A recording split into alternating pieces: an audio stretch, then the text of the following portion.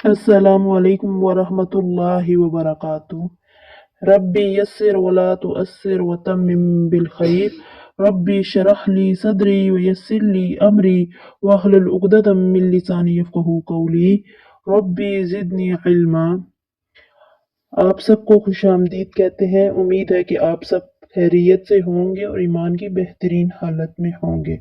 इन्नमल आमालु बिन्नियात। अमाल का दारोमदार नियतों पर है।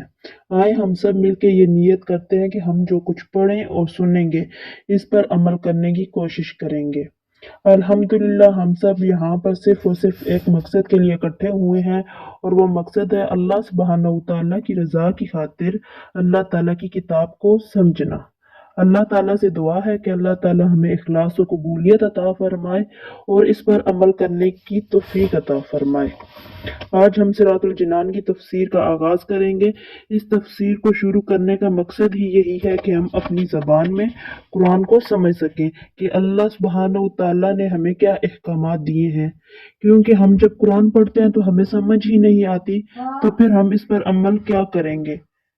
कुरान पाक की पहली सूरत है सूरत फातिहा और इसी से आज हम अपने पहले सबक का आगाज़ करेंगे। बिस्मिल्लाहिर्रहमानिर्रहीम। अल्लाह के नाम से शुरू जो बहुत मेहरबान रहमत वाला है। बिस्मिल्लाह, अल्लाह के नाम से शुरू। अल्लामा अहमद सावी रहमतुल्लाह फरमाते हैं कुरान मजीद की इब्तिदा बिस्मिल्लाह से इसलिए की गई ताकि अल्लाह ताला के बंदे इसकी पैरवी करते हुए हर अच्छे काम की इब्तिदा बिस्मिल्लाह से करें। और हदीस पाक में भी है अच्छे और अहम काम की इब्तिदा बिस्मिल्लाह से करने की तरगीब दी गई है। चुनांचे हज़रत अबू हुरैरा रज़ियल्लाहु तआला अन्हु से रवायत है कि हुज़ूर नूर सल्लल्लाहु अलैहि वसल्लम ने इरशाद फरमाया, जिस अहम काम की इब्तिदा बिस्मिल्लाहिर्रहमानिर्रहीम से ना की गई हो तो वह अधूरा रह जाता है।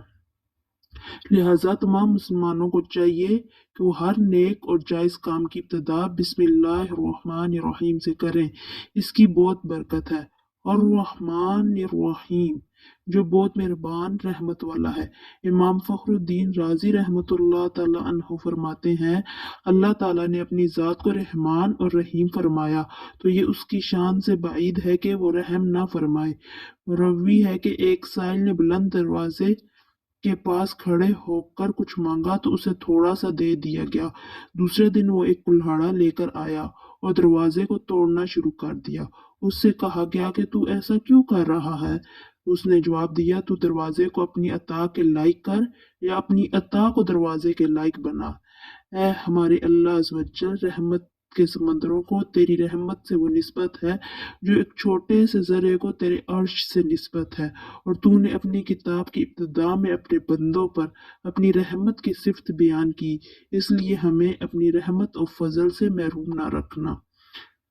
आमीन। बिस्मिल्लाह से मुतल्लिक चंद शरई मसाइल। उलमाए कराम ने बिस्मिल्लाह से मुतल्लिक बहुत से शरई मसाइल बयान किए हैं। इनमें से चंद दर्ज ज़ैल हैं। जो बिस्मिल्लाह हर सूरत के शुरू में लिखी हुई है ये पूरी आयत है और जो सूरह नमल की आयत नंबर 30 में है वो उस आयत का एक हिस्सा है। बिस्मिल्लाह हर सूरत की शुरू की आयत नहीं है बल्कि पूरे कुरान की एक आयत है जिसे हर सूरत के शुरू में लिख दिया गया ताकि दो सूरतों के दरमियान फासला हो जाए। इसीलिए इस सूरत के ऊपर इम्तियाजी शान में बिस्मिल्लाह लिखी जाती है। आयात की तरह मिलाकर नहीं लिखते और इमाम जहरी नमाजों में बिस्मिल्लाह आवाज़ से नहीं पढ़ते थे। नीज़ हज़रत जिब्राईल अलैहिस्सलाम जो पहली वही लाए इसमें बिस्मिल्लाह ना थी। तरावी पढ़ाने वाले को चाहिए कि किसी एक सूरत की शुरू में बिस्मिल्लाह आवाज़ से पढ़े ताकि एक आयत रह ना जाए।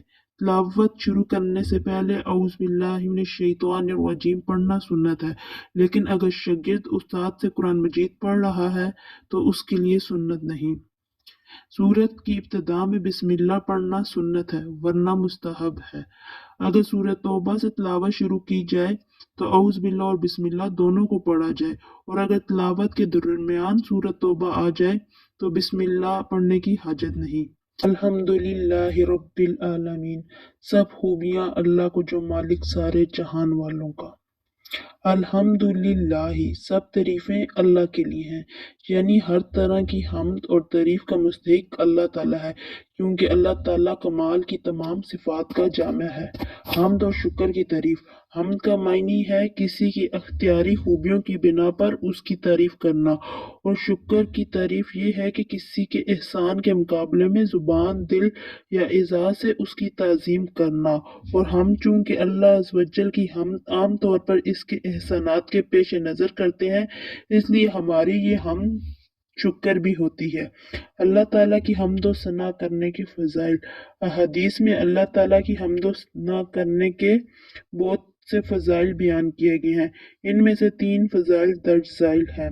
حضرت انس بن مالک رضی اللہ تعالیٰ عنہ سے روایت ہے کہ نبی اکرم صلی اللہ علیہ وآلہ وسلم نے ارشاد فرمایا، اللہ تعالیٰ بندے کی اس بات سے خوش ہوتا ہے کہ وہ کچھ کھائے تو اللہ تعالیٰ کی حمد کرے اور کچھ پیے تو اللہ تعالیٰ کی حمد کرے۔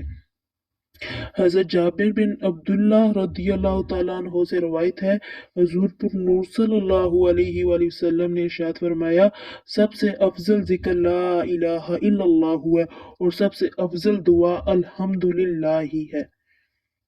حضرت انس بن مالک رضی اللہ تعالیٰ عنہ سے روایت ہے، حضور اقدس صلی اللہ علیہ وآلہ وسلم نے ارشاد فرمایا، جب اللہ تعالیٰ اپنے بندے پر کوئی نعمت نازل فرماتا ہے اور وہ نعمت ملنے پر الحمدللہ ہی کہتا ہے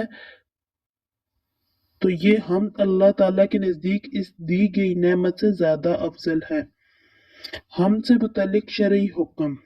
خطبے میں حمد واجب ہے، کھانے کے بعد مستحب، چھینک آنے کے بعد سنت، حرام کام کے بعد حرام اور بعض صورتوں میں کفر ہے۔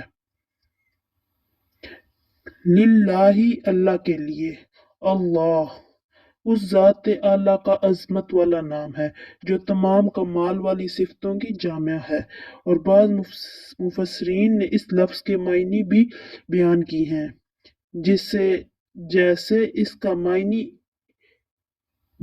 اس کا ایک معنی ہے عبادت کا مستحق، دوسرا معنی ہے وہ ذات جس کی معرفت پہ عقلیں حیران ہیں، تیسرا معنی وہ ذات جس کی بارگاہ میں سکون حاصل ہوتا ہے، اور چوتھا معنی ہے وہ ذات کے مصیبت کے وقت جس کی پناہ تلاش کی جائے۔ رب العالمین جو سارے جہان والوں کا مالک ہے۔ لفظ رب کے کئی معنی ہیں، جیسے سید، مالک، معبود، ثابت، مصلح اور بتدریج مرتبہ کمال تک پہنچانے والا، اور اللہ تعالیٰ کے علاوہ ہر موجود چیز کو عالم کہتے ہیں اور اس میں تمام مخلوقات داخل ہیں۔ وآخر دعوانا الحمد للہ رب العالمین۔ اللہ تعالیٰ آپ کی جان، مال اور اس میں برکت عطا فرمائے، اور جو کچھ آج ہم نے پڑھا اور سنا اس پر عمل کرنے کی توفیق عطا فرمائے، آمین ثم آمین یا رب العالمین۔